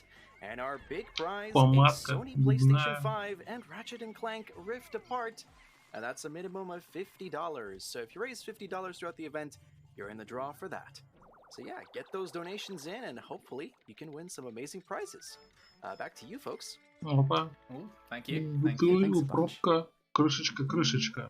Okay, so, да, все мы знаем, что крышечка лучшая валюта в I was постапокалипсисе. very surprised by where the exit was. The game generated like a very long corridor, and I was quite taken aback by it, I guess. But yeah, either way, this is a COS 3. There are 3 treasures that we need to get on this floor that I think have all come up now. It's kind of a small floor, so there isn't much multitasking to do. It's sort of just run, grab everything. Essentially is the thinking. So but I do need to get some bugs, so we're going to try and get this guy. And I'll happily wait the 2 seconds for this Wollywog body, because it's worth 5 pokos. Собираем это And it should дело. get into the ship quite Ну-ка. quickly. So 83%. we have to get 20 anyway. It's not like I can negotiate with the game and be like, can I just do 9,980 this time? Like, you have to get it. So if you have to take a bit more of a time cost to get some bug money at this stage, it's still worth it. Yeah. Okay. Ooh, weird floor. Okay, so this the gate looks pretty good, actually. Yeah, I think it's an interesting one. So we can try and garner some information. So you can see the treasure gauge is pinging up here. There's a buried treasure on this floor that we have to think about. But you could see, since the treasure gauge sort of went up as I went that way, that means there's something there of interest. Oh, I can't believe I got that through. Sorry. So those enemies are called bumbling snitch bugs. They're kind of a pain in the butt because they can float like right above your Pikmin's carry heights quite often. So they can actually be like weirdly difficult to collect. Oh, there might be a gate. Sorry. Быстренько лутаем. Под землей, раскапываем, короче, под земле. Kind of what you're looking for here in terms of like the generation is if you see this big can treasure that's like out in the open rather than in an alcove, that usually indicates you're going to have a pretty good floor, mostly gateless. Ранее вообще очень хорошо разыгрывается. You ideally want neither the treasures Просто nor миллион the, дел gate, сразу. or the exit hole to be behind one of the gates because it takes a while to take them down. Yeah. So if you see the like can out in the open there, what that basically indicates is that there are no available alcoves. So the game like can't tuck them away behind a gate, and we know for a fact that when I spawn in, that was that gate I had to look at initially, but it means that I won't have to knock down any gates to get to treasures, which again are the things we need to move as soon as possible. So if we can get them moving, then anything else we do, a la destroying this gate, anything else we need to do can be quite efficient. Yeah, so with just hold behind the gate, like you can just do that while the treasures are moving, and that's the best case. Obviously, no gate is the best case, but if anything is going to be gated, hole is better than treasures. Yeah, absolutely. Okay, I'm actually going to check where the exit is because I can't tell. So this floor, we don't get any treasures, and it's a pain in the butt because gates can still spawn here and take away time, which they have done. So you can see here, I'm sort of trying to get rid of enemies to not have too many deaths, but he'll get a blue if he gets anyone. Nah, he didn't get anyone, so that's fine. This is one of the few floors in the run with optional treasures that you'll get sometimes if they're worth it. So there's one here called Time Capsule. It's actually right there, but it's not going to be worth it because it's too far from the ship. Так, сразу же раскапываем следующий проход. Treasures, and what that does is it sort of gives you extra pokos that you can use to skip treasures later on. There's sort of one go-to skip that we're going to get after this cave. But if you're like even if you have even more pokos than that, you can skip treasures in the last cave, or if you're really тушёночка, да. chancing it, I guess. Интересно, она съедобная. Caves on certain floors, like Frontier Cavern 2, stuff like that, that can save a lot of time. So in today's episode of Purples Are Really Broken, there, we just killed him. You're meant to have a Pikmin type that shall not be named. Тут босс, и мы его просто убиваем. Sorry, I had to name it. I realized there might actually be people Да, that быстро он разваливается. So you're normally meant to have a type of Pikmin that can be thrown a bit higher, and you can see his body was quite high off the ground, but again, purples do literally so much damage that you can just destroy him, and even if it doesn't destroy him on the first round, фиолетовые просто огромное количество дамага can hit the feet, and then that counts as damage on the main body for some reason, even though и that's definitely типа not intended. урон очень странно просчитывается на этого босса. Там, типа, даже если по ногам бьешь, то считается, что у него и тело получает урон. Это как в спидране Metal Gear, когда стреляешь в тело, и ноги считаются. По ногам считается урон. Так, 87%. Половины. 3 steps is pretty solid as well. If you like miss those purple throws, they are kind of precise on its feet. If you miss them, it can end up taking like 6 or 7 steps, which is. Он реально по проценту в минуте делает. But I'm sort of just Это прикольно. Messing about with that. Kemi's the guardian of destroying BD Ну, long в последнее время. That's because my current PB has 1 step. Oh, that's good. That's the only reason I'm like getting all crazy about it. КДВР, кстати, 5 минут. It's your PB's You best gotta get thing. mine. You gotta get mine. Наверное, не будет вариант. Если он там, God, I типа, completely не forgot. сделает So ничего again, as безумного. Max has very helpfully pointed out, Мне кажется, in все world самые... records, we do not normally get this treasure because it's a little slower than one that we would get earlier on. Ага, вот он говорит, он сейчас по марафонной строке идет. But of course, we need to make that money, right? So it doesn't matter. It absolutely does Вот, not matter. If I don't want to get it, ВР it's не slow, I have используется. to. So, Но... At world record pace, it is fastest to get an optional treasure on Snaggered Hole sublevel 6, which we didn't get this run. Due to a combination of factors, it's gettable sometimes and not gettable other times, and generally it is not worth it to spend that much time like searching around for it. So sometimes you get it, sometimes you don't. If you do get it, you would not get that treasure that we just got there, just because the lens on Snaggered Hole 6 is worth actually more than that, and if you can get it faster than the 40 seconds it takes to get Aquatic Mine, then that's just free time save. Yeah, and sometimes it can literally cost like no time to get. Like it'll cost literally 10 seconds, so that's just a free 30 seconds of time save. Yeah. So that's why most like world record runs or like very high level runs you see will have it. Yeah, and this is the last sort of Poco pace moment. Да, короче, в World Record берутся более опасные, короче, предметы, и там очень скилловый момент. 8840 is assuming you get like 0 bug bodies in this cave, except for 1 bullbear body and the body of the boss. Yeah, so 3 is like, it's barely on my radar as a concern. I just have to make sure I pick up like maybe 2 or 3 enemy bodies at some point within 6 sub-levels, the last of which has tons. Yeah, and getting 6 Pocos with the bug bodies in this cave can happen like by accident. It's so easy. Yeah. Oh, nice. So like this one, for instance.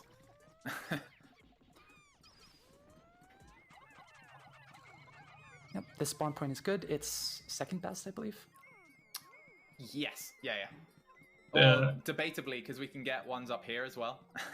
Right. Again, another avenue. You're meant to really have yellows, but you can do something that looks sort of like that. Oh, okay. Or just you do nailed that. It. Exactly like that.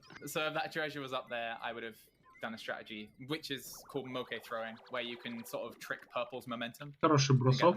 Тут у них как бы определенная траектория фиолетовая. I'm very glad I didn't have to do that, but И вот у раннера получилось that cookie again is a treasure that's too low Poco count to be worth it. Они по параболе летят. If the bottle cap is up there, it's worth 100. You have to get it, and you have to do those moke throws. And some people definitely struggle with those. They're not easy. No.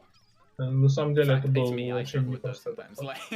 It's the level of easy that, like, yeah, absolutely, I would not expect to get it every time. So this is quite a tricky layout, and it's in ways that might be quite hard to spot.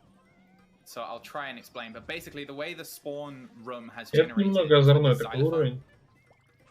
Тут можно получить по шее. So you can see it in the middle here. The treasure can't go straight back to the pod because that xylophone's in the way. Oh, hold on. Oh, have you got bread bugged? I may have been bread bugged already. Yeah, I think I have. Oh, this is hard to tell now. I think he came out of that hole. I don't think it is. No. Okay, so for context, there should be another treasure here. I suspect, then, yeah, it's in some weird. For context, this is a very strange layout. Had me scared for a second. There's a chance on this floor that this treasure just does not spawn. It's very, very rare, but it can just not spawn. And it had me worried. It would have been perfect for a marathon. Oh, hello! Don't do that. There you go. Они чуть не впечатались. Там жуки, короче, это как бы не ловушки, а это жуки. Такую ловушку выстроились. By the way, slightly stressful, but. No, okay. You can get layouts on this floor sometimes where this little castanet место заставило немного it понятно. spawns right next to a bread bug. Bread bugs, if you're unaware, will Да, just take World the treasure Record пролетел and мимо. into their little hole Все еще неплохой in the ранг. ground, and then you have to kill the bread bug in order to get the treasure back out. And 91%. killing the bread bug takes ages. Yes, they do not receive damage like normal enemy types in this game. They only receive damage by И because ранят they'll drag сразу treasures прыгают along the ground, в and you have to take the на treasure back to the следующий pod этаж. and then basically smack the bread bug's head against the ceiling when it collects, and that does most of the damage. The other way of killing it is like throwing one Pikmin at a time, and you have to land it straight on top, and it does maybe about an eighth of its health. Yeah, like an eighth or a tenth. Like killing one bread bug can easily take upwards of like 30 to 40 seconds. Yeah, easily. Okay, so Bulbear's here. This is actually quite a nice layout. I'm going to try and lure him a little bit closer. So like this. Thankfully, we had all the time in the world to prepare for this guy, so he's really not very scary. It's a bit scary when he sneaks up on you, but otherwise, like, fine. But we need to get his body. So this here is a very important collection, because that's factored into our sort of Poco numbers that we've been discussing. Сразу много всего собираем. This seems pretty optimized. I don't think I can really improve this. Нормально, оптимизированное. Yeah, this is one of the Полетели, я ранее такой, ну надо еще немного оптимизировать. To carry everything that you need to carry. Так. So you kind of just have to do your best. Ну-ка, 92. Yeah, so like the white losses thankfully of which I've had relatively few, you'll feel it a little bit more here because I could have about 7 more whites at this point, maybe a little more. So they would of course speed up any treasures that they were put on, and the Bulbear's body as well. But yeah, overall good. That was a good layout. Again, you can have one of those trick momentum throws called moke throws for this floor that would be required, and they're also quite slow because you have to set them up on this floor. Дешевое сокровище, so I'm very glad it didn't have to do one of those. Otherwise, you have to really formulate your game plan around it. I think we're carrying on the trend of never having to do one of those throws in a marathon, which is quite funny. The people just they're destined to never see it. But I promise it's pretty cool. This floor is extremely stressful. It's the second to last floor in the run, so you can kind of just play it like completely like a lunatic. Yeah. There's these cannon beetles on the side that will shoot boulders at you, and they're very hard to deal with these things, like, once they're loaded. So you can lose a lot of Pikmin very easily.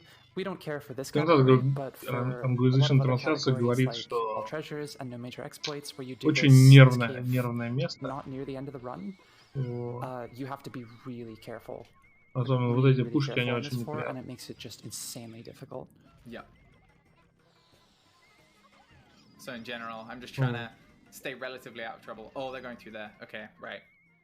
So in order to prevent sort of deaths of this treasure going past those little dwarf bulbs you can see. Oh, отлично, 95. In order to prevent deaths on that, I'm gonna have to sort of deal with this.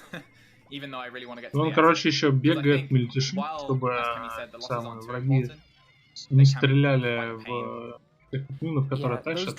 Dwarf bulbers, unlike Он их старается отвлекать, most like little быть bulbs приманкой. In that same sort of form factor, I guess, they will just chase Pikmin forever. Like they won't return to a home point or something like that.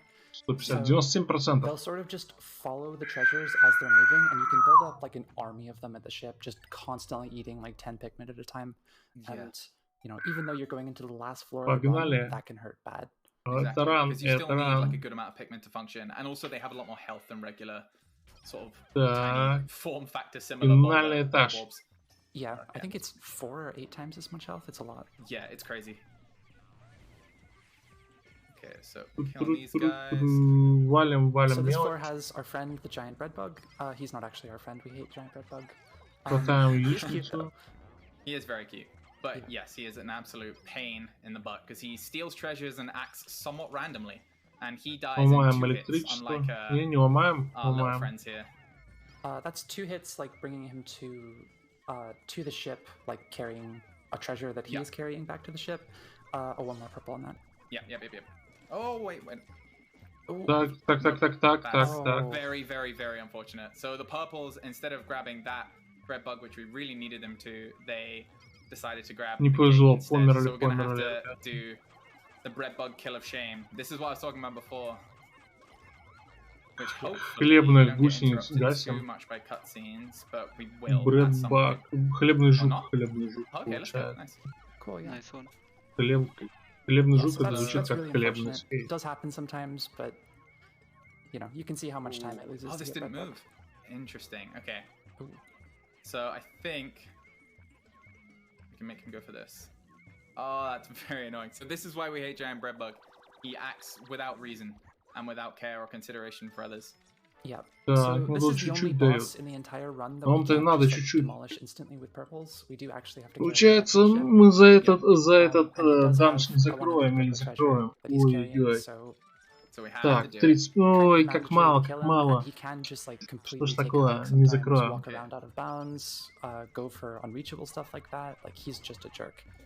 Yeah, so like here, even though there's lots of treasures that he could take, he's going this way instead.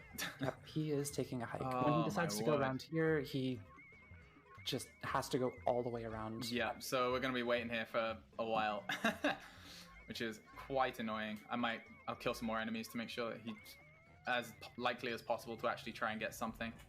Yeah. But yeah, this is sort of why you have to be very careful on that floor. So the reason this has happened... Вот, затаскиваем. Так, ну у нас проблема с этой хлебной гусеницей. Но мы ее тащим яичницу, тащим все остальное. Смотрим катсценки. Yeah, this last floor is actually really tight. Like you need to be killing a bunch of anode beetles, getting one treasure moving, killing an electric gate, making sure you don't get bread bugged on 2 other treasures, and then micromanaging giant bread bugs sort of all at the same time. And if you do it well, it's really smooth and everything sort of just piles up at the ship. Yeah. But you know, sometimes the game says no. But if one thing goes slightly awry, it can go quite badly. Yeah, like if you get delayed on any of those steps. Залазить много не дадут. Yeah. It's rough. О, дали сотку. О-о-о. Это что? Это 100%, это 100%. Мы выплатили дом? So time will be coming up after we exit here. We land in perplexing. Да, and then it'll say you've paid off the debt. Это конец рана. So that'll be when we call time. Это 10 тысяч монет. So not quite yet. И мы прошли игру. So we do this just because in theory you could leave the cave and then need to grab something else. But yeah. So I guess. И мы выплатили весь долг. Cool. So a few big mistakes, but otherwise okay. And we got the Раннер говорит, ранчик окей. Playthrough of Pikmin 2, I guess. Прикольная игра. Ран. Yeah, exactly. Очень So I guess очень строг по менеджменту, строг по мультизадачности. Нужно не кричать этих пикминов. Много стрессовых моментов было, много. Но, скажем так, не так уж и много пикминов было убито. Он типа не делал грубых ошибок, хотя у него бывали проблемы, вот. Да.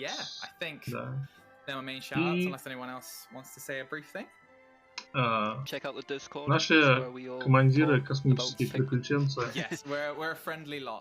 они, короче, улетают. If you want to come learn to speedrun this game, it's easy to get into, hard to master, and it's a ton of fun. So да, покидают планету. So I guess we'll leave on that and hopefully see some of you in the Discord. Fantastic! That was a lovely run there, Jack. Это классно. Final time was 1 hour 40 minutes 37 seconds. If you're interested, I was. I'm gonna leave you guys with one last $5 donation from RRP8 with no comment, but thank you for the donation and for putting us at $34,400 exactly. So, coming up next, we have Singles 2 with Gajik, our very own Gajik. Да, дальше будет игра Singles 2. Another little bit of me telling you to buy ESA merch. And after that, with a few ads, we'll be right back with the next run. So, thanks you everybody for that entertaining run. We'll be back shortly. Thank you, ESA. Have you checked